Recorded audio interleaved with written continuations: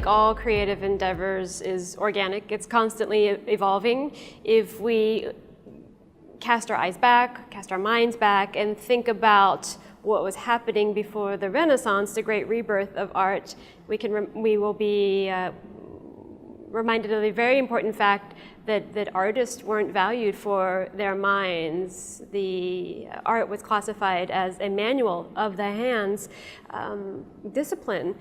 In fact, there wasn't even a guild in Renaissance Florence that was available to artists. They were classified with the druggists and the barbers, because they were grinding their pigments, and therefore put with the druggists and the barbers because they were using some of the sharp tools in the case of sculptors. And I think that that's, as a benchmark to think about how things have changed over the past, granted, 7 centuries, but it is an apt reminder that things are constantly fluid and in motion. Similarly, when we look back to see not just styles, but I think genres of art as they have come into fashion and out of fashion, but even more importantly, been recognized as fine art. Photography is the most significant example of this in the last 150 years. But also, if we think about glass and the studio art projects or programs, we're reminded that for a very long time, glass was considered a functional art.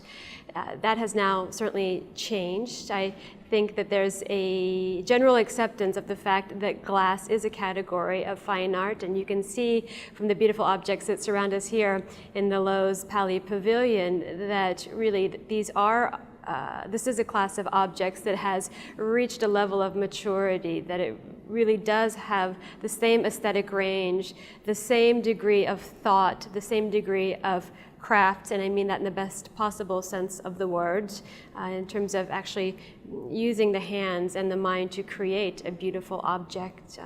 The glass really has reached a level of parity with other more generally accepted genres of art, where you can take an early Renaissance painting and make it relevant to the practice of someone who is in his or her studio today, not necessarily replicating to those practices, but thinking about them, mediating them, responding to them, even denying them.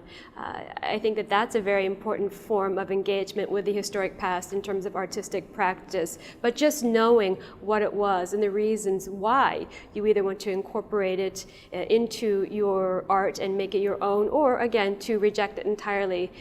But that conscious interweaving of the two is what we're looking for, above all, through our temporary exhibitions.